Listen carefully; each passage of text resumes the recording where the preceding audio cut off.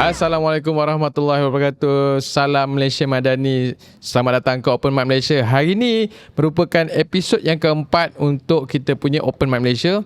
Keempat Keempat dah. Laju tu. Aku tengok viewers agak mendadak naik. Laju lah. Daripada first episode, second episode, third episode. Yang ni korang bagi lagi. So terima kasih kerana subscribe dan sudi menonton kami. So insyaAllah daripada masa ke masa kita akan cuba improve Open Mic Malaysia ni supaya lebih menarik. So kita hari ni ada tetamu hebat daripada kalangan orang muda yang juga ketua pemuda saya. Idola saya juga sebab saya suka orang yang suka berdebat, yang berdialog, dan beliau ada kemampuan lah. Dan untuk makluman tuan-tuan dan puan, figura ini dia mula viral selepas dia telah mencedokkan beberapa orang dari kalangan pimpinan Perikatan Nasional. Siapa yang bersatu tu, saya lupa nama dia. Siapa Armada. Armada Kan?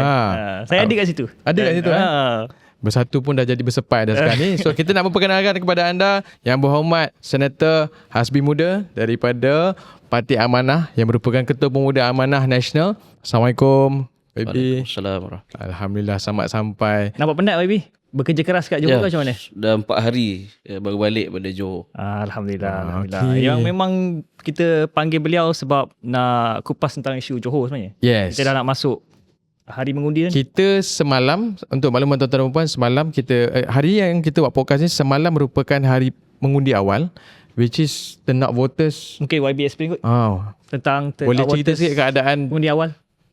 Semalam agak menarik kerana tinggi 94%. Kalau saya ingat yang lepas hanya 88%. Jadi walaupun kita tak tahu mereka mengundi siapa, tapi ia menunjukkan satu kesedaran politik yang baik lah pada peringkat awal ini.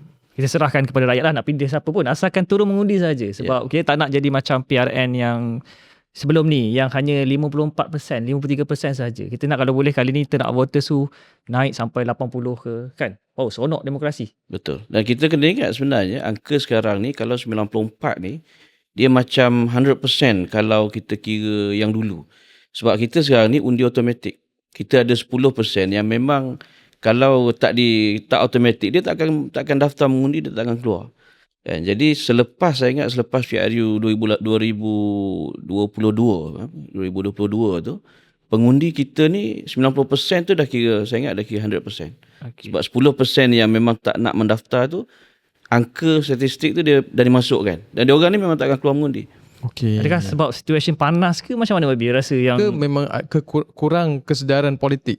Dia orang memang tak minat, dia tak ada rasa ada keperluan. Sebab siapa pun kerajaan dia macam tu juga. Mungkin dia orang ni T20 T2 ke apa kan, T10 ke apa benda yang memang tak terjejas dengan politik.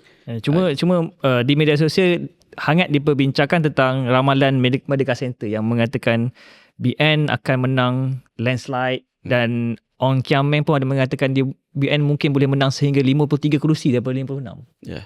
Komen? Kita ada banyak badan kajian bebas. Merdeka Center bukan satu-satunya lah. Antaranya selain daripada tu juga kita ada Ilham Center. Kalau agensi kerajaan kita ada MDIO yang bawah tentera, ada risikan bawah Kemas dan sebagainya. Dan kita tak boleh menolak sepenuhnya, tapi saya ingat kita tak boleh menerima sepenuhnya. Betul. Itu boleh jadikan panduan kerana masing-masing badan kajian ni dia ada dia punya pendekatan dia melihat kan. Dan kita juga ada pendekatan ataupun dimensi-dimensi yang lain. Kita melihat pengundi-pengundi itu dia tidak sama, dia ada dinamika dia. Macam saya sebutkan tadi, kalau dulu kita ada yang memang tak akan keluar mengundi, tapi bila angka tu dah dimasukkan dalam statistik, 75% tu bagi kita dah satu angka yang tinggi. Okay, saya nak minta komen sikit daripada YB sendiri kan. Selepas kenyataan Nazifuddin yang merupakan anak anda kepada Tok Sri Najib Tun Razak mengatakan bahawa sekiranya Barisan Nasional menang besar ataupun menang selesa di Johor, mereka mengusahakan untuk membebaskan Datuk Sri Najib Tun Razak. Selepas daripada kenyataan yang dibuat oleh Nazifuddin tu, kita nampak trend sokongan kepada UMNO Barisan Nasional di Johor itu merudum. Sehingga kan UMNO terpaksa mengadakan mesyuarat tergempar, menurunkan target daripada 42 kursi untuk dimenangi sehingga 35. Apa komen sebenarnya? Adakah benda ini benar? Ya, sebenarnya ini dah jadi open secret. Ada orang bercakap bahawa ada usaha untuk keluarkan Datuk Seri Najib. Tapi kita tidak terima sebagai sumber rasmi lah. Cuma bila anak kandung beliau sendiri menyebutkan bahawa PRN Johor ni jadi referendum rakyat, ia seolah-olah mengesahkan bahawa ada usaha itu. Dan ia juga disambut oleh penyokong-penyokong dia. Kan nak bebaskan Datuk Najib, nak itu ini sebagainya. Dan kita kena ingat bahawa Datuk Najib ni dia bukan buat kesalahan yang curi susu ke kan, curi Milo ke. Dia buat satu kerosakan yang kita masih perlu bayar hutang. Tak habis lagi. Setiap tahun kita kena bayar, bukan hanya prinsipal yang besar, dia punya interest dia pun tinggi.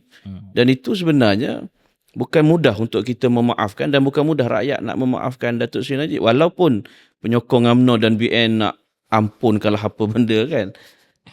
Sebab dia situasi yang sangat berbeza keadaan dia. Satu, Datuk Seri Najib ni masih lagi menjalani beberapa kes di dalam perbicaraan yang benda ni masih lagi belum dapat keputusan. Kan? Dan sinilah. Itulah yang menjadi isu dia. Sebab itulah mungkin dialog yang di-offer oleh Dr. Mazli kepada On Hafiz tak disambut. Mungkin dia takut masa live dialog tu ditanya respon silap. Kan? Sebab kalau kata tidak, orang UMNO marah. Kalau kata ya, rakyat marah.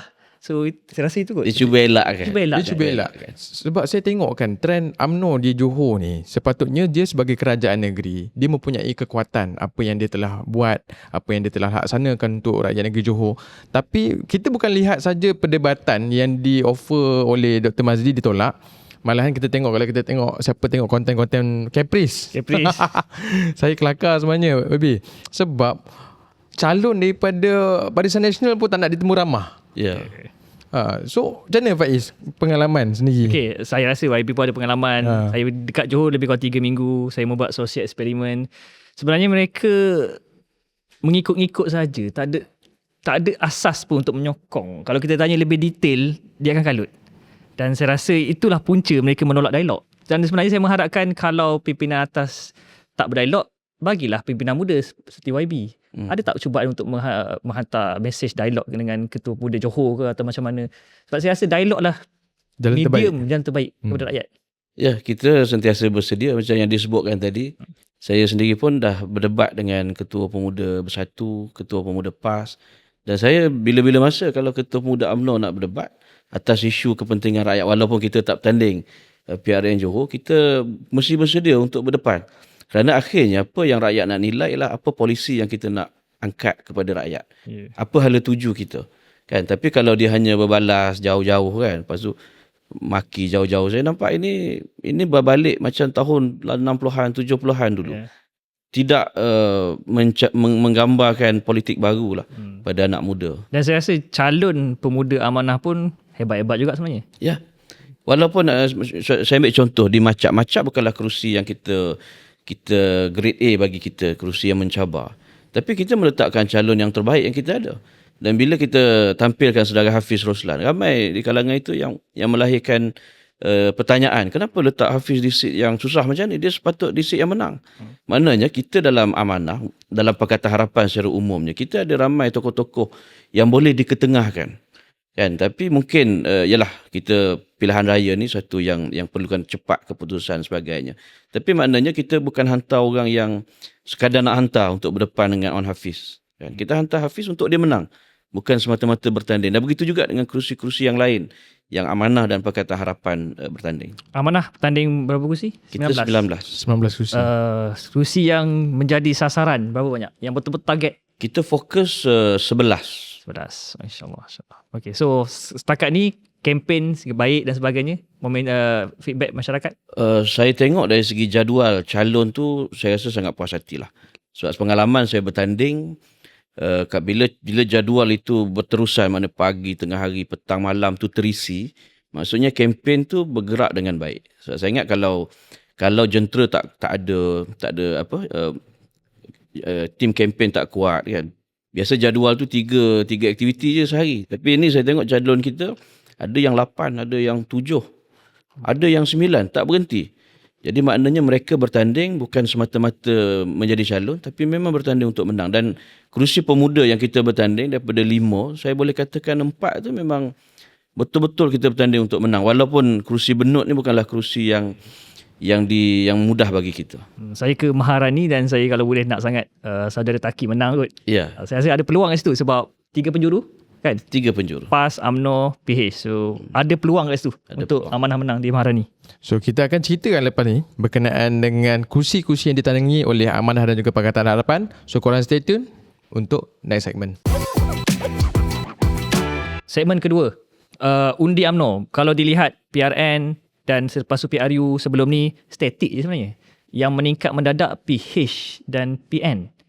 So, cuma kali ni kita tak pastilah sama ada yang peningkatan tu akan berterusan ataupun menurun. Respon YB. Okey, saya setuju sebab kalau kita tengok 3 pilihan raya yang terakhir, 2018, kemudian PRN Johor 2022 dan PRU 2022, undi UMNO ni dia memang ada pengundi tegar dia. Cuma bila 2018 tu dia dah lari ikut undi bersatu bersama dengan Pakatan Harapan. Jadi UMNO kalah di Johor lah. Tapi bila datang pilihan raya negeri 2022, kita nampak bahawa undi UMNO tu masih hilang, masih tak kembali. Dia pergi ikut Perikatan Nasional. Tapi waktu itu oleh sebab pengundi Pakatan Harapan tak balik mengundi, hampir separuh dan ada setengah tempat tu, hampir 2/3 pengundi kita tak balik. Menyebabkan undi Pakatan Harapan hanya mampu memenangkan calon-calon DAP dan satu calon keadilan dan satu calon calon amanah, dan Puteri Wangsa kita ada muda lah. Tapi pergerakan undi tu macam yang Saudara Faiz sebut, dia tak bertambah. UMNO ni dia tidak boleh menarik satu kelompok baru dalam kalangan pengundi, termasuk first time voters. First time voters dan juga pengundi yang tak daftar mengundi tapi didaftarkan secara automatik, bila mereka terpaksa keluar, mereka tak memilih UMNO. Cuma nasib mereka baik dalam PRN 2022 dulu. Oleh sebab kita tak keluar mengundi atas faktor COVID atau faktor macam-macam lah.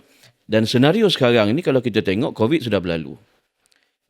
Sejauh mana kegairahan pengundi-pengundi Pakatan Harapan untuk balik mengundi akan menentukan. Tapi kita jangan lupa juga bahawa walaupun jumlah pengundi yang berada di luar tu besar, tapi anak muda yang berada di kawasan pun jumlah yang besar. Pengundi-pengundi anak muda Cina dan sebagainya.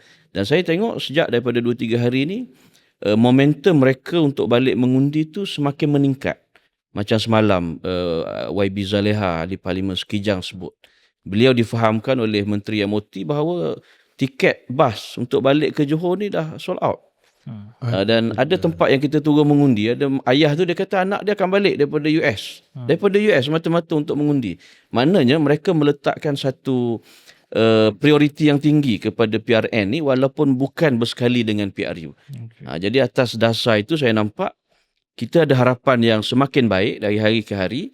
Mungkin Merdeka Center ni buat cerapan awal. Dan dia tengok kita tak gairah. Betul, saya tengok minggu pertama kita sangat tenang. Seolah-olah tak ada pilihan raya. Tapi bila masuk minggu kedua, momentum itu dah berubah. Sokongan sangat jelas kepada Pakatan Harapan oleh pengundi Cina khususnya. Dan pengundi Melayu pun saya ikuti beberapa kempen di lapangan. Saya nampak mereka tidak sekeras. Maknanya kalau dia tak sokong, dulu dia akan terang-terang. Tapi kali ni yang tak sokong tu okey je. Dan penyokong kita berani. Di kalangan pengundi Melayu ni berani untuk menyatakan sokongan secara terang-terang. Sebelum ni saya ingat pengundi Melayu kita pun takut-takut juga sebab betul, kita minoriti. Ambil konteks Dun Maharani, sebab saya turun ke Dun Maharani sebenarnya sebab saya rasa nak kena menangkan Maharani ni. Cuma Maharani 3 penjuru. 3 penjuru kan. UMNO, PAS dan Pakatan Harapan. 4 penjuru dengan muda. Dengan muda. Okey. So maksudnya soalan saya tentang statement Haji Hadi, Presiden PAS yang mengatakan meminta penyokong PAS untuk mengundi UMNO Barisan Nasional. Tetapi dalam konteks Maharani, dekat situ ada PAS, calon PAS. So undi PAS akan pergi ke mana sebenarnya? Dia kenyataan Haji Hadi ni dia sebut mana kerusi yang PAS tak bertanding, undi UMNO. Okey. Dia hanya bertanding 11. Maknanya penyokong-penyokong dia tu secara tak langsung tak perlu undi calon bersatu. Jadi kat situ dah nampak bahawa Perikatan Nasional ni dah berpecah. Jadi penyokong-penyokong Perikatan Nasional dia sebenarnya tak kecil sebab waktu pilihan raya 2018 saya umpamanya penyokong PAS dalam katalah dalam satu tempat tu 10%. Tapi bila bergabung dengan Perikatan Nasional, undi mereka naik kepada 20 ke 25. Maknanya lonjakan daripada penyokong bersatu ni tambahan 10 ke 15%. Jadi bila dia nampak bahawa PAS tak konsisten, 15% undi bersatu ni dah pening. Dan sebab itu saya mungkin secara terbuka boleh sebut bahawa di kerusi yang PAS bertanding, kita harap penyokong-penyokong bersatu bagi undi kepada Pakatan Harapan. Supaya PAS tak boleh menjadi abang besar dalam Perikatan Nasional yang akhirnya akan membunuh bersatu. Jadi bersatu dia mesti ada satu tactical dalam pilihan. Kita faham dia masih nak Perikatan Nasional. Tapi kalau dia biarkan arus Perikatan Nasional itu dibawa oleh PAS, katalah yang menang hanya PAS dalam Perikatan Nasional, calon bersatu habis kalah sebab PAS tak nak undi. Jadi akhirnya kita nampak bahawa bersatu akan masuk gaung lah. Dan jadi cara terbaik saya ingat kepada penyokong bersatu di kerusi yang mereka tak bertanding. Kalau mereka bertanding susah kita nak tarik kan. Kerusi yang calon bersatu tak ada, undi Pakatan Harapan. Okay, so transfer vote tu berlaku kepada kita lah kan. Okay, cuma saya namakan sebagai pengundi keliru lah. Dia Perikatan Nasional ni dia confusing because of satu, dia sided PAS satu, Perikatan Nasional yang bersatu satu. Dia di dalam kelompok PAS pun ada yang anti Barisan Nasional. Tambah pula dengan Move Najib ni kan. So kita pun nampak bukan di lapangan saja bila kita turun dengan YB kan, tambahan di social media sendiri pun penyokong-penyokong PAS ni keliru. Kita nak berkempen untuk apa? Kita nak bersama dengan UMNO Barisan Nasional yang mereka tolak. So itulah. Okey, kita nak tanya sedikit lah berkenaan dengan isu yang sangat menarik baru-baru ni YB kan. Soal penglibatan Dr. Puan di dalam RM2. Macam mana tu? Yalah, kita tengok dia punya pace tu laju daripada awalnya dia mendedahkan sesuatu berkaitan dengan UMNO, dan kemudian kita tengok dalam beberapa hari lepas satu majlis makan malam yang Dr. Puan ada bersama dengan pimpinan amanah menyatakan hasrat memberikan sokongan sepenuhnya kepada calon Pakatan Harapan di RM2. Macam mana approach tu boleh berlaku, hubungan tu boleh berlaku ke secara organik, natural? Organik je. Kita kenal Fuad ni lah seorang tokoh yang betul terang. Apa yang dia nak cakap, dia cakap. Dia boleh kritik siapa pun. Presiden dia ke, Perdana Menteri kita ke. Itu cara dia. Cuma bila timbul, dia tengok pemilihan calon dan juga isu di Selangor ni, pemaksaan pilihan raya tu, dia jadi fed up lah.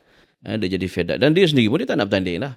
Kalau orang yang merajuk ni, biasa dia tak boleh bertanding. Kalau semata-mata nak letak anak ni, saya ingat susah sikit lah nak kaitkan. Cuma memang ada kepimpinan kita yang cuba mendekati dia. Tapi sebenarnya Fuad sendiri pada peringkat penilaian dia tengok calon ringgit ni ori ringgit. Kan dia tengok Haji Yazid tu memang betul-betul anak tempatan. Jadi dia kira antara 3 calon, dia nampak Haji Yazid calon Pakatan Harapan tu ialah yang terbaik untuk mewakili rakyat dan meneruskan usaha-usaha yang dia dah buat sepanjang dia jadi adun ringgit. Dan juga jadi ahli parlimen Batu Pahat tak silap saya sebelum ini. Jadi saya nampak itu berlaku secara organik dan beberapa kajian menyebutkan bahawa peralihan penyokong-penyokong Dr. Fuad ni signifikan untuk membantu kita di ringgit. Sepanjang kempen ni Fuad dibawa oleh amanah sebagai juru kempen atau bagaimana? Dia bergerak secara sendiri. Dia umpamanya macam 2 hari lepas dia menaja makan malam as a capacity dia sebagai individu, kan, bukan sebagai parti sangat. Tapi memang dalam ucapan dia tu memang secara terang-terang menyokong Pakatan Harapan, menyokong usaha-usaha Perdana Menteri. Dia ada poin itu sebab dia menyokong kerajaan perpaduan. Okey, di situ di ringgit ada amanah, Pakatan Harapan, UMNO dan tak silap saya bersatu. So maksudnya ada PAS punya kelompok dekat situ yang akan menyokong UMNO lah. Okay, so masih bersatu yalah, kalau sayang sebenarnya kalau takkan daripada menang. buang mundi ke bersatu. Tapi saya rasa sebab Perikatan Nasional dia hanya dia takkan PAS dan juga bersatu takkan bertindih kerusi kan? Tak bertindih. So penyokong bersatu boleh lah fikir-fikirkan, sebab saya pun bukan apa YB. Penglibatan Dr. Puan di ringgit tu bukan biasa-biasa. Saya tengok sendiri dia bawa anak-anak muda yang pro kepada beliau pergi pasang sendiri bendera harapan di ringgit. So itu ialah menunjukkan satu komitmen beliau yang beliau betul-betul mahu membantu. Betul. Memang sebahagian bendera kita tu penyokong dia pasang.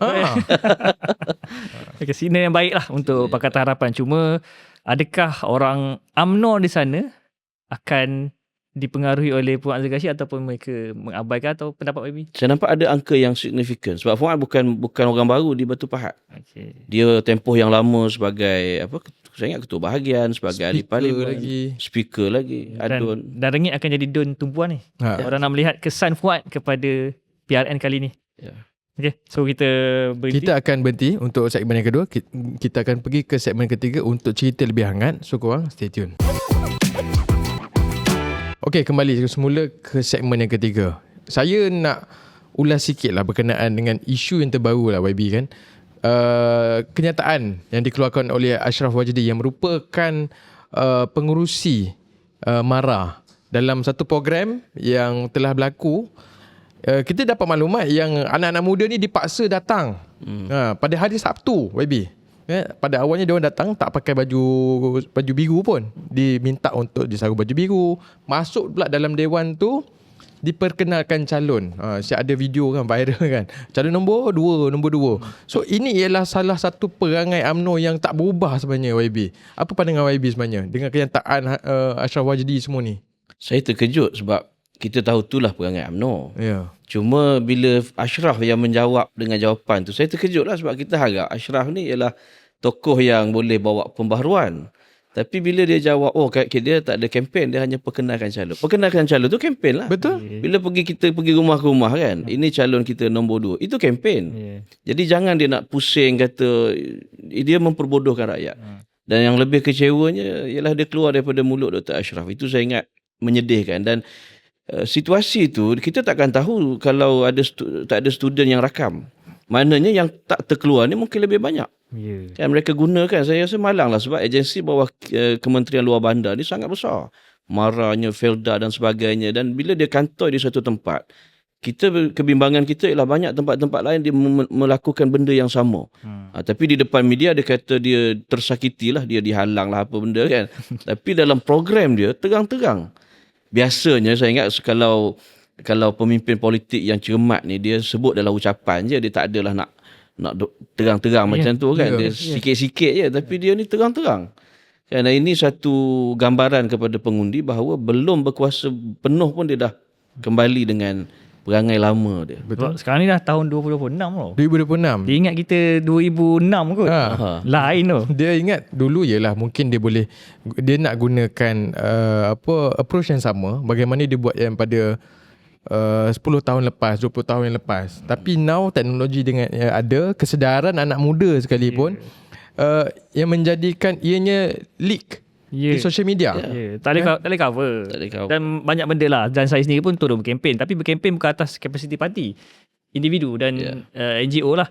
Dan saya juga disabotaj sebenarnya. Yelah, saya tak kisah pun sabotaj kecil hal lah. Sebab nak guna Dewan Rakyat, Dewan Komuniti untuk bercakap tentang isu negara. Dan cara saya open to the floor. Tanyalah soalan negara, bukan tanya soalan politik. Tapi akhirnya event tu dibatalkan last minute. Terpaksa pakai kemah orang kahwin. So adakah ini karakter UMNO yang sebenar dah terkeluar tak dia punya pelang back to nature lah. Back to nature So bukan kita nak, kita tahu kesedaran kita ialah di peringkat federal itu ialah kita masih bersama dengan UMNO YB. Tetapi bila di peringkat negeri Johor ni banyak usaha-usaha sabotaj yang berlaku dari sudut banyak fasiliti yang kita tak boleh pakai. Malahan ada juga billboard calon kita mana yang ditulis dengan perkataan yang tak senonoh. Macam mana YB? Macam mana kita nak mematangkan? Amanah ada pengalaman yang kritikal ataupun amanah sendirilah daripada calon amanah. Ada tak yang ni disabotaj? Saya ingat lebih kurang lah di tempat yang mereka ada kuasa dia akan gunakan. Sedangkan kita amat berhati-hati. Perdana Menteri sendiri kalau semata-mata nak datang program PH, dia tak akan guna kemudahan jet ke helikopter dia akan ikut kereta dia je. Itu kadang lambat sampai apa semua kan. Kita berhati-hati. Tapi dia saya tengok dah nak balik semula dengan sikap yang lama. Dan ini sebenarnya bezanya Pakatan Harapan dengan mereka. Kita parti yang nak berkawan. Pak Tua Abang Mat selalu sebut nak kawan boleh, nak lawan boleh. Kita boleh berkawan sebab bila kita berkawan masing-masing akan ada check and balance.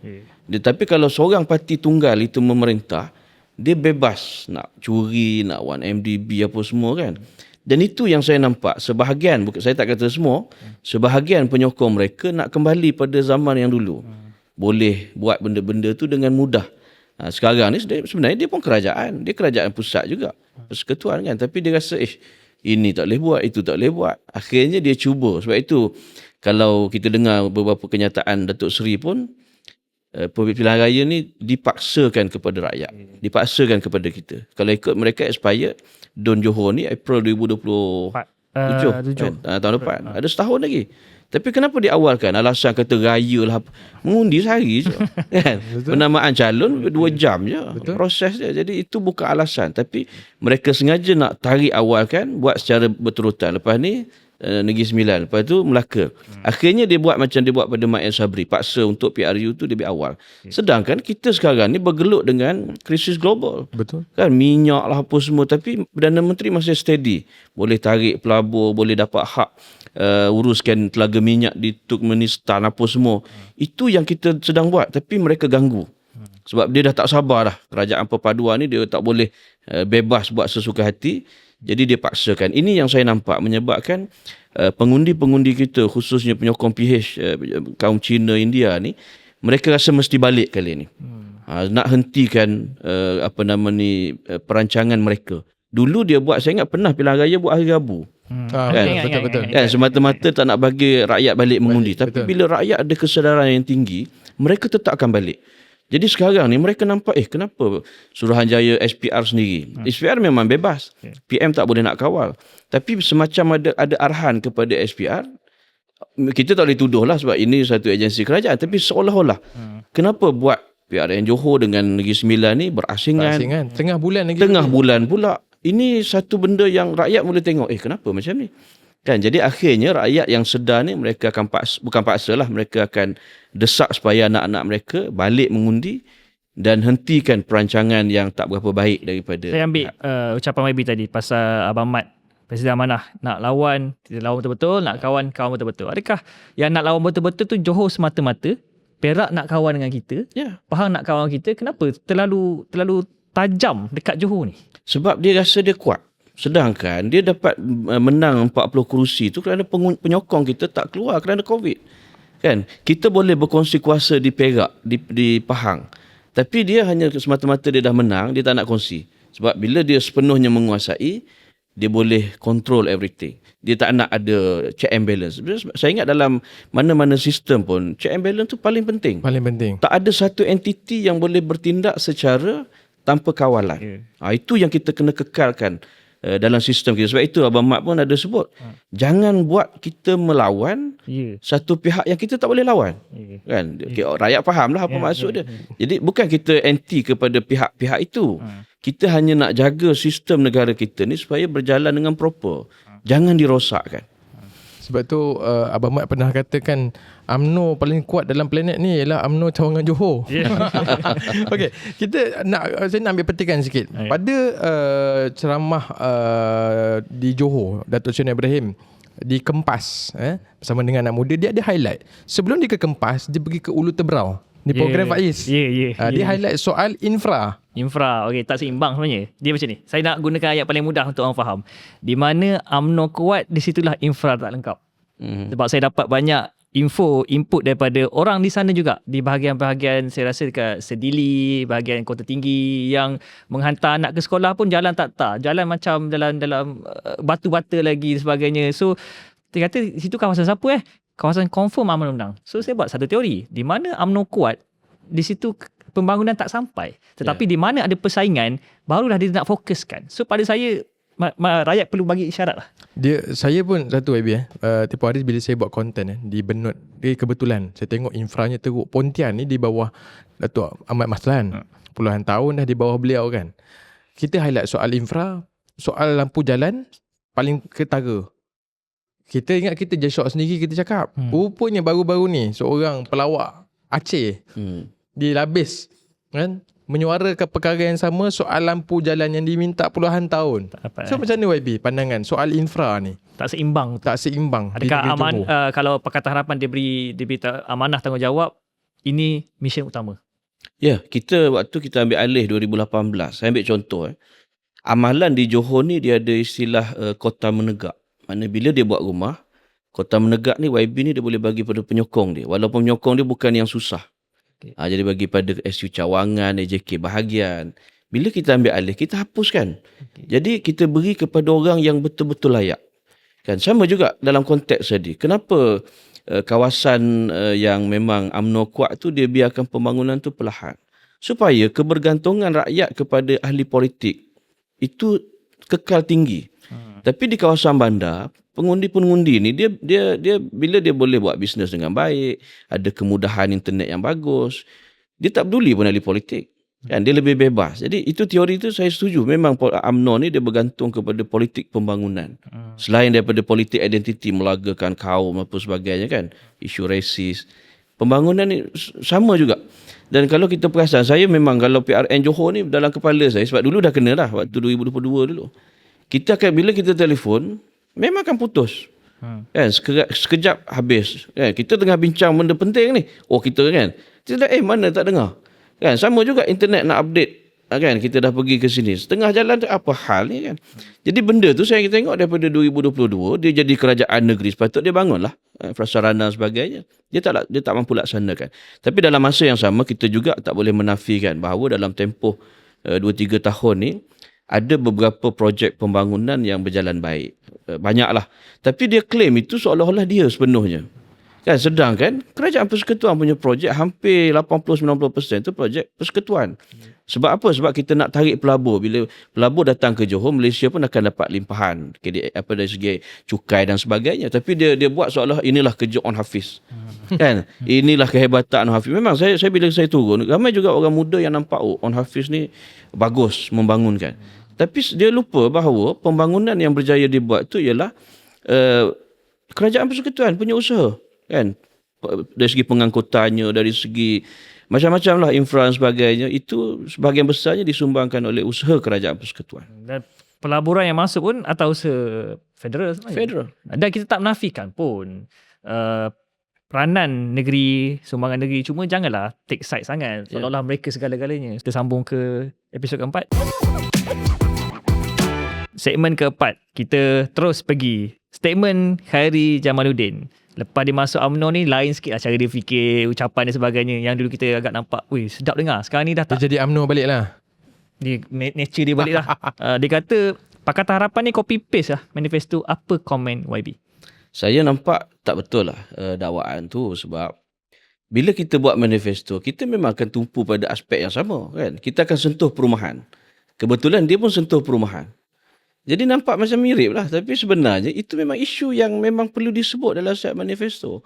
Cuma yang akan bezakan ialah macam mana strategi kita. Kan? Dia mungkin buat macam ni. Fokus keutamaan kat sini. Tapi bila saya tengok buat perbandingan. Sama mungkin dari segi aspek. Dari segi tumpuan kepada beberapa benda. Dan itu logik lah. Kan memang rakyat nak benda-benda tu takkanlah mentang-mentang dia fokus perumahan.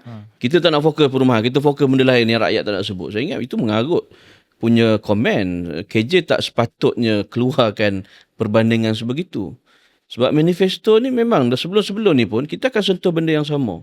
Isu PTPTN. Semua ke parti akan sentuh. Cuma yang ni akan sentuh buat macam ni. Ini macam ni. Beza sikit je biasanya. Cuma kita letak keutamaan kat mana. Kan? Keutamaan saya tengok betul. Dua-dua PH dan BN ni meletakkan keutamaan yang agak sama, agak mirip. Kan? Dan sebenarnya kalau kita undur ke manifesto kita sebelum ni pun, lebih kurang je. Kan? Jadi tak berbangkit lah soal kita tiru ke apa benda. Dan manifesto ni pengalaman kita dalam pilihan raya. Rakyat tak tengok sangat pun. Cuma apa kita punya semangat yang kita nak bawa. Kan? Macam kita bawa sekarang ni lah Johor untuk semua. Kenapa Johor untuk semua? Sebab kita nak bagi tahu kerajaan pentadbiran yang baru ni manfaatnya untuk semua rakyat. Bukan hanya DAP kami tak nak duduk semeja. DAP tu mewakili suara pengundi Cina. Seolah-olah MB Johor ni hanya nak berkhidmat kepada satu kaum tertentu saja. Walaupun dia nafikan, dia kata DAP bukan kaum, DAP parti. Tapi kita tahu 98% penyokong DAP, pengundi Cina ialah penyokong DAP. Betul. Jadi itu satu kenyataan rasis yang bagi saya merencatkan kempen dia daripada peringkat awal lagi. Kalau sebut pasal On Hafiz, dia kata PH suka menabur janji manifesto. Beliau sendiri pun ada 11 manifesto Barisan Nasional yang tak ditunaikan. Saya baca satu muar sebagai hak perabot negara tak relevan, tak gagal ditunaikan. Membangunkan Batu Pahat sebagai trade port tak ditunaikan. pasar borong digital di Johor pun tak ditunaikan, pinjaman tabung faedah 1 juta pun tak ditunaikan, banyak lagi lah. So maksudnya sebab tu kot dia tak nak berdepan dengan orang, dengan dialog kot. Sebab kalau kita tanya satu-satu, rasa menangis dia ni. Nangis. Dia satu masalah saya tengok kan, on Hafiz ni kan, bila dia tak bercakap saya rasa dia bijak. Betul. Bila dia buka mulut, minta maaf saya cakap, tak cerdik. Kan? Bila contohlah, sebab dia kapasiti sebagai penyandang kepada Menteri Besar Johor. Sepatutnya inilah masa dia untuk dia tonjolkan capability beliau. Soal dapat laksanakan ataupun tidak, beliau boleh terangkan. Explain. Mungkin tak cukup waktu yang diberikan. Bagi peluang kepada kami untuk kami meneruskan pemerintahan negeri Johor untuk laksanakan apa yang tertangguh. Sama juga di pihak kita. You semak, kita boleh defend lah. Dengar lah dua hala. Sebab malam tadi kan Dr. Mazli seorang-seorang. La ilaha illallah. Itu bukan dialog. Itu kalau saya tanya, kalau macam tu lah kan, baik kita buat grup WhatsApp. Inilah masalah dia. UMNO masih lagi mengekalkan satu politik kuno seperti apa yang Dr. Mazli cakap sebelum ni. Kan? Dia tak nak memberikan satu ruang untuk dia dipertikaikan secara terbuka. Tapi apa respon masyarakat, YB? Adakah masyarakat tak kisah benda ni ataupun dia rasa ni the best model sebenarnya? Ada masyarakat yang dia suka cara on tu. Tapi sebenarnya sebahagian besar masyarakat yang celik, dia tahu ada kelemahan. Saya ambil contoh. Kenapa selain daripada isu kaum, kenapa Johor untuk semua? Isu kita ialah pembangunan yang hanya tertumpu di Johor Selatan itu memang jelas.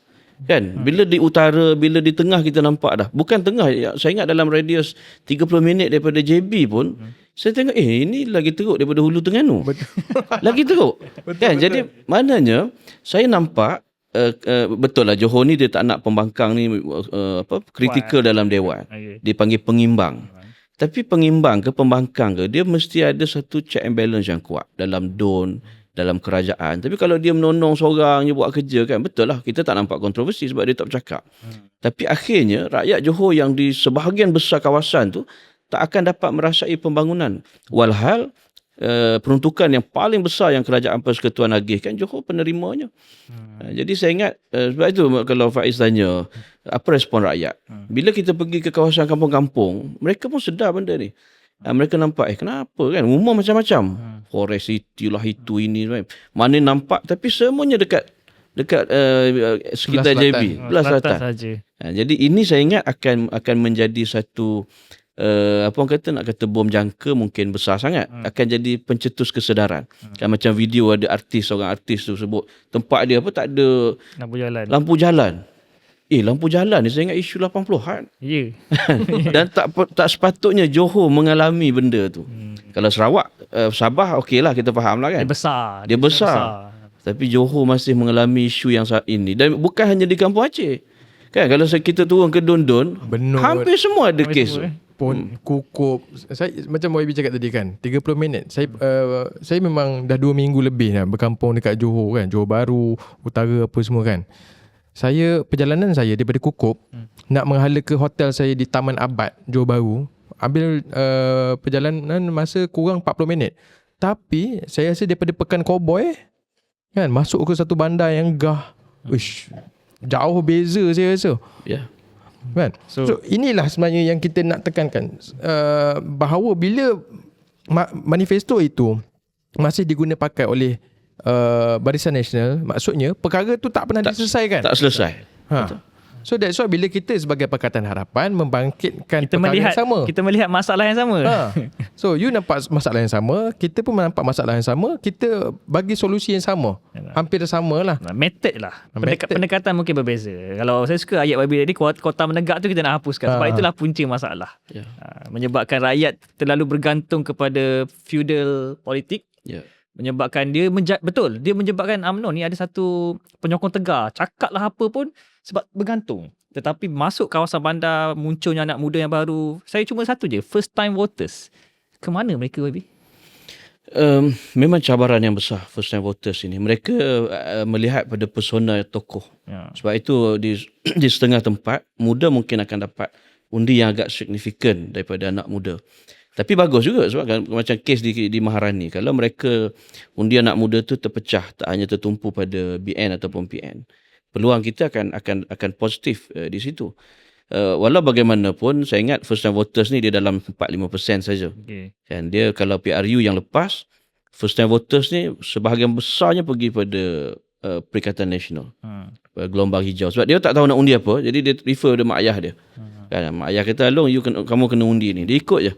Tapi untuk pilihan raya kali ni saya nampak ada peralihan. Sebab orang sedar sebenarnya kejayaan PMX.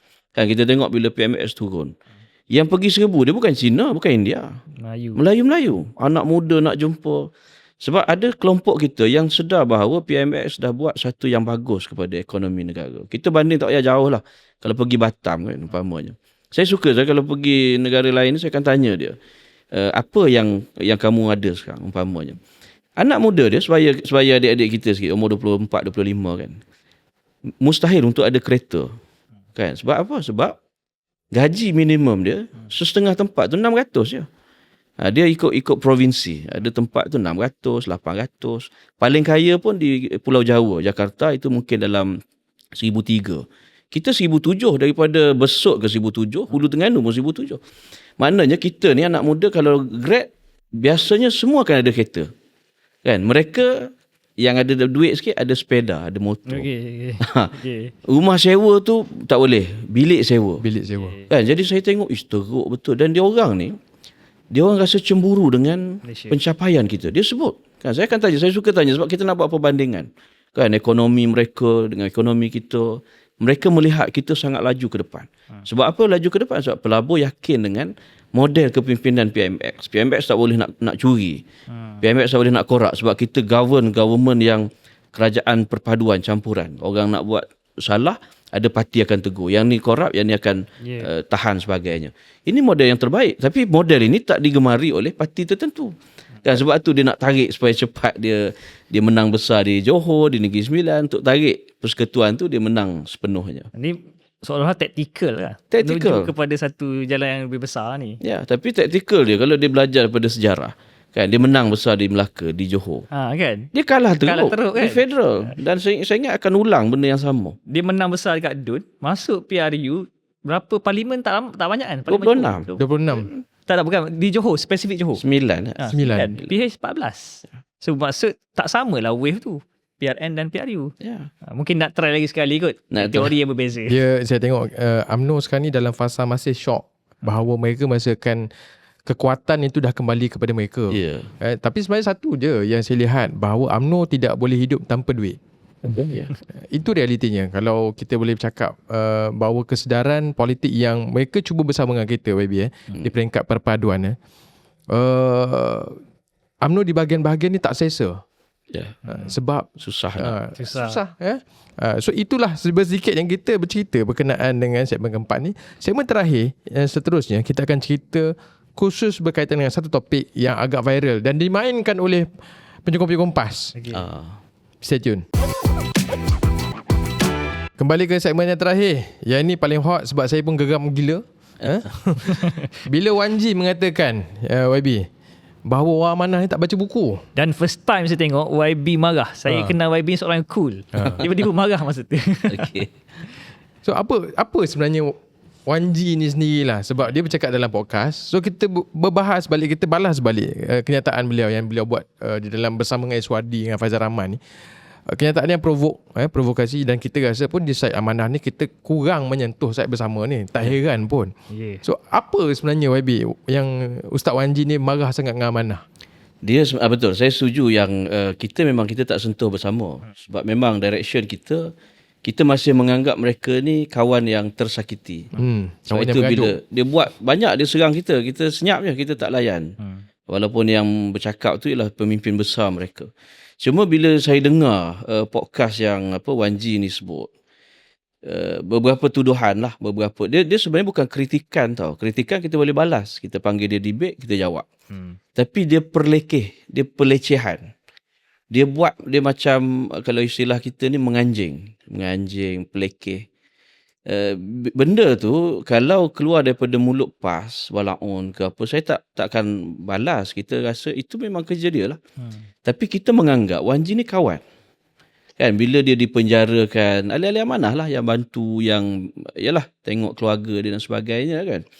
Bila dia sebut tak membaca, saya kata tak apalah, itu hak hak dia nak kata. Dan kita pun beli buku ke baca buku, kita tak tunjuk kat dia. Itu untuk kita punya Rujukan. kita sendiri. Dan saya tu pun tak peduli sangat kalau dia nak kata orang amanah tak membaca. Sebab itu tak boleh dibuktikan. Cuma bila dia siri-siri tu sampailah yang ujung tu dia kata amanah ni hanya wujud untuk mengiyakan DAP. Saya kata apa hal ni? Kan kenapa kenyataan ni keluar daripada orang yang kita anggap kawan? Dan Wan Ji ni bila dia buat kenyataan-kenyataan bodoh, termasuk yang dia kata tarikh ni kita nak hapuskan sultan macam-macam. Kita tahu tu bodoh betul kenyataan tu. Tapi sebab kita anggap dia kawan, kita tak adalah nak marah ke apa benda kan. Okey, betulkan lah. Dan dia pun dah lalui penjara sebagainya. Cuma bila dia sebut beberapa tu konon liberal, nak berlakon jadi Dia liberal. tak tahu kita ni nak ke liberal ke, nak Islamis ke. Saya nampak dia memandang kita tu terlalu rendah, macam letak bawah tapak kaki dia. Dan sebab itu saya tiba-tiba jadi geram lah. Saya respon tu jadi geram sebab saya rasa orang akan percaya, sebahagian orang akan percaya dengan apa yang dia sebut. Tapi bagi kita itu ialah suatu yang lahir daripada mulut orang yang mungkin fed up atau bukan fed up, dia gagal dalam politik kan. Dia pernah jadi pegawai penerangan DAP kan. saya angkat sumpah lagi. Itu yang dimainkan. Angkat sumpah. Jadi kita pula jadi khadam DAP. Kan saya tengok kan janganlah kan. Kita anggap dia kawan. Dan saya sebenarnya masih anggap dia ni kawan pada amanah.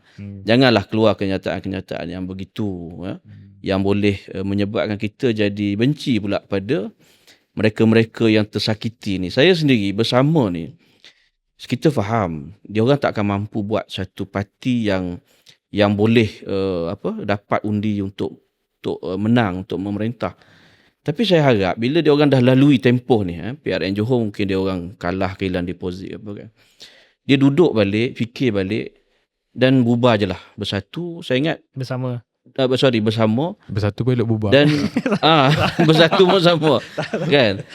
Dan mungkin minta balik untuk kembali pada PH. Masuk baliklah PKR. Dan saya rasa orang-orang PKR pun boleh maafkan. Bagi kita Rafizi ni ada jasa pada PH. Kan, pada kita semua dia ada jasa. Mungkin apa yang dia buat sekarang ni lah sebab dia rasa terkilan. Kan. Kita anggaplah ada anak-anak yang protes kan. Tapi bila habis satu masa tu fikir balik apa yang dia buat ni salah. Kan, bubarkan parti, mohon balik masuk PKR. So jangkaan YB bersama ni akan jadi macam pejuang jugalah kan? Saya nampak akan jadi macam pejuang. Okey. Dan kita dalam PH kita kena terbuka, jangan memusuhi sangat. Kan? Dia ada sumbangan dia. Cuma mungkin dia tak tahu, dia rasa mungkin dia ni terlalu besar, perlu diletak pada tempat yang tertentu. Tapi realitinya dia tak besar, dia mungkin sederhana kecil sebagainya. Tapi kita duduk balik, fikir balik, okey, mungkin silap langkah. Kan? Saya ingat bubarkan balik bersama, masuk baliklah keadilan, perkuatkan parti, bantu Datuk Seri Anwar. Sebab bila saya dengar hujah-hujah dia pun, tak ada benda pun yang dia nak marah. Lebih pada persepsi. Dulu dia marah Hazam Baki. Hazam Baki dah ditamatkan, di mana tak sambung kontrak. Sebelum tu hakim nak lantik Peguam Negara. Pun tak ikut yang dispekulasikan. Jadi tak ada tuduhan yang solid pun. Betul. Kan dia lebih kepada membuai perasaan. Marah saja. Dan saya rasa ada masa nanti bila dah reda, fikir baliklah. Sebab saya peribadi, saya sayang dengan bakat macam Nik Nazmi, Rafizi kan. Bila dia buat macam ni, kita akan terjejah sikit di Johor. Okey, bila kata pasal terjejah sikit di Johor dalam konteks amanah untuk bendera Pakatan Harapan yang bertembung dengan bersama berapa kursi? Ya, bukan tak tepat apa? 2 3? 3 macam tu lah. Tak banyak lah. Tak banyak lah. Okey. Bersama ni core dia siapa? Core voters dia yang kita boleh baca. Saya tak nampak bahawa pengundi Tega kita akan pergi kat dia. Sebab saya tengok yang join dia punya jelajah tu, kebanyakannya yang kalah pemilihan. Amanah pun ada juga beberapa orang saya perasan. Nampak. Betul. Yang kalah ataupun yang memang walaupun dia menang, dia mungkin bawah-bawah, tak ada peranan yang penting. Dan dia pun dalam parti pun kita tahu dah lama dah senyap. Jadi dia rasa bersama ni boleh tarik momentum baru. Tapi di Sabah dia tak sama di sini. Kan Sabah senarionya berbeza, kompleks. Kita tak. Kan saya tengok pun bersama ni adalah yang pergi join sikit, tapi dia lebih kepada, dan dia pun dalam kenyataan pun dia sebut, dia kata kita ni target tak hilang deposit je. Maknanya dia pun bertanding bukan untuk menang. So untuk apa? Sebab kita pun satulah bersama ni bila dia memperkenalkan calon. Satu, calon-calon yang dibawa tak ada pengalaman berpolitik. Itu yang ada seorang tu yang buat ucapan macam masuk ring wrestling tu kan. Okay. Nama saya Adil lah. Tak, bukan. Soal dia macam ni. Ya mungkinlah ini parti baru yang mungkin tidak memasang hasrat yang besar. Cuma untuk memperkenalkan parti. Tapi sekurang-kurangnya calon yang nak diketengahkan tu mestilah berkualiti so that in future if bersama masih lagi bersama, orang dah nampak potential calon yang akan diketengahkan oleh parti bersama ni mempunyai kualiti. Tapi soal dia macam masuk wrestling. Mungkin YB Rafizi kot patut bertanding sebenarnya. Ya, sepatutnya. Sepatutnya. Cuma saya nak balik sikit, nak tambah sikit yang Wanji tadi. Saya tak habis tadi. Dia kita nak jawab ada satu pepatah ke apa, dia kata orang yang duduk atas bukit dia tengok orang kat bawah tu kecil je. Okay. Tapi orang kat bawah tu ramai-ramai tu tengok dia pun kecil. Cuma kita tak cakap. Kan dia pelekeh, dia nampak Amanah ni ahli tak ramai lah, tak boleh lawan PAS. Tapi dia lupa Amanah ni parti yang memerintah sekarang. Saya paling terkesan sekali lah YB bila dia cakap orang YB orang Amanah ni tak menguasai masjid. Dia nak mengatakan bahawa PAS itu dah menguasai sepenuhnya masjid. Adakah kita ni YB sebagai ahli parti Amanah perlu menguasai masjid-masjid untuk memperkuatkan parti? Itu cara PAS. PAS dah lama memang dia akan cuba kuasai jawatankuasa masjid. Tapi sebenarnya kalau kita hormat bidang kuasa istana, masjid ni bukan bawah kerajaan negeri. Dia betul-betul bawah Majlis Agama Islam, di bawah istana. Sebenarnya apa yang PAS buat ni, kuasai surau masjid, sebenarnya tak boleh. Kan? Yang betul-betul menguasai masjid dan ni ialah istana. Tuanku Sultan yang jaga. Sebab itu apa-apa yang berkait dengan masjid, Sultan akan bagi arahan yang jelas. Itu pandangan, itu yang sepatutnya. Cuma pandangan Wanji ni dia nak kita mesti kuasai. Bukan kuasai masjid, pergi ke masjid je semayang kan. Nak kuasai jawatankuasa tu semata-mata untuk politik, bagi saya tak sepatutnya kita ambil cara tu. Sebab kita pada proses menghalang PAS-PAS ni buat ceramah di masjid yang politik. Tiba-tiba kita nak ambil alih, lepas tu kita nak buat ceramah politik kita. Bagi saya tak perlu begitu. Tapi poin dia bahawa kita tak turun di akar umbi. Itu saya boleh akui lah. Kan, sebab dia parti berapa tahun? 60 tahun. Kita baru 10 tahun. Ambil masa lah sikit. Tapi yang dia walaupun dia pelekehkan kita tak membaca, kan, pimpinan kita ni konon liberal. Tapi pencapaian politik kita jauh lebih baik daripada dia. Dia masuk DAP pun tak jadi apa. Masuk keadilan pun tak tahu, tak dilayan dan sebagainya. Sepatutnya dia muhasabah diri. Aku masuk politik ni mungkin tak sesuai dengan bidang aku. Fokus bidang agama. Saya hormat ilmu agama dia sangat baik. Kan? Mungkin dia bagus dalam bidang dia. Mungkin dalam bidang politik ni cukup jadi pemerhati cukup. Okay, 60 tahun PAS. Tapi PRN kali ni hanya 13 kursi saja. 11. Amanah 11. 11 kursi. Amanah 10 tahun. 19. So mana yang lebih kuat? Ya. Okay, kita dah nak habis. Cuma mesej terakhir YB kepada pengundi Johor dan harapan YB lah. Kepada jentera dan juga pengundi. Pilihan Raya Johor ni bukan hanya menentukan masa depan politik Johor, tapi juga di peringkat nasional. Sebab dia akan digunakan. Dan kalau kita nak mengekalkan, rakyat nak kekalkan pemerintahan yang baik di bawah PMX. Saya tak perlu sebutlah dari segi inflasi turun, inflasi makanan turun, KDNK, pelaburan apa, semua data-data itu menunjukkan kita on track, on the right track lah. Dan kalau rakyat selesa, gembira dengan itu, rakyat mesti buat sesuatu untuk hentikan perancangan mereka. Kan, perancangan apa? Perancangan untuk macam tadilah nak conquer, nak kembali balik ke politik lama, politik sekat orang, tutup pintu dewan, politik curi rakyat, duit rakyat, kan, politik wang sebagainya. Dan saya ada sedikit keyakinan bahawa dalam UMNO ni ada kelompok yang bijak, yang faham realiti ni. Yang sebenarnya bersungguh-sungguh untuk pertahankan kerajaan persekutuan, perpaduan. Kan, saya tak nak sebut nama lah, mungkin presiden dia, mungkin naib presiden dia. Tapi ada kelompok dalam UMNO ni yang nampak apa yang berlaku di Johor tu mereka pun tak suka. Okay. Kan, di Negeri Sembilan tu dia orang pun rasa apa hal lah dia orang ni. Kan. Tapi mereka, yalah parti dia kan, dia terpaksa jugalah turun kempen. Tapi dalam hati dia nampak, ini nak bawa kita ke masuk gaung sekali lagi. Kan, jadi kita Pakatan Harapan bersama dengan elemen sedar dalam UMNO, kita mesti hentikan perancangan-perancangan yang buruk ni, yang nak menang solo, nak bawa ke kerajaan persekutuan, dan kita mesti terus dengan model kerajaan perpaduan yang memang dah terbukti membawa kestabilan kepada kita menghadapi keadaan-keadaan sukar sekarang. Dan ini mesti kita kekalkan. Jangan habis kemudian terabur balik macam apa yang 3 Perdana Menteri dalam tempoh 3 tahun tu kan. Itu akan rosakkan negara kita. Ini dah cantik dah. Pembaikan negara kita ni pada landasan yang betul, kita kena teruskan. Sekurang-kurangnya 10 tahun PMX memimpin. Itu bagi saya untuk kita baiki balik apa yang dah dirosakkan oleh skandal 1MDB dan sebagainya. Kita tak mahu individu yang merosakkan negara kita tu dikeluarkan balik, kemudian negara kita jadi balik macam tahun sebelum 2018. Rugi je. Kan, sia-sia kita punya perjuangan rakyat untuk mengubah, buat perubahan dalam 2018 dulu. Mesej cantik lah. Saya suka.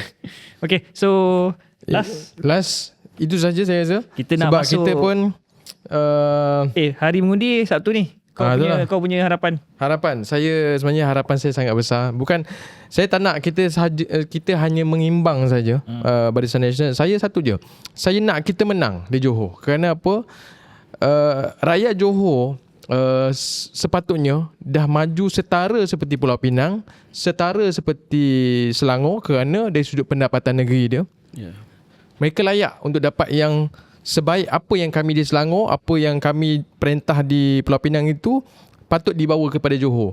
So saya harap kepada rakyat Johor, khususnya anak muda yang merantau ke bumi Kuala Lumpur, Selangor, Pulau Pinang, saya yakin dan percaya ramai di kalangan anak muda Johor itu merantau di negeri-negeri ini. Dan kamu dah lihat sendiri kemajuan, pembangunan, kemudahan asas yang kita dah sediakan di bawah Kerajaan Pakatan Harapan. Kita nak terjemahkan ke dalam negeri Johor itu sendiri. Harapan saya lah, Faiz. Aku last satu lah, hantarlah mesej kepada atas, kita tak suka penyalahgunaan kuasa, korupsi dan sebagainya. So kita kena bermula dengan Malaysia yang lebih baik, seperti mana yang YB cakap. Dia bukan tentang Pakatan Harapan, Barisan Nasional, PAS, bukan isu tu. Isu tentang negara. Sebab tu saya bawa naratif negara mesti menang.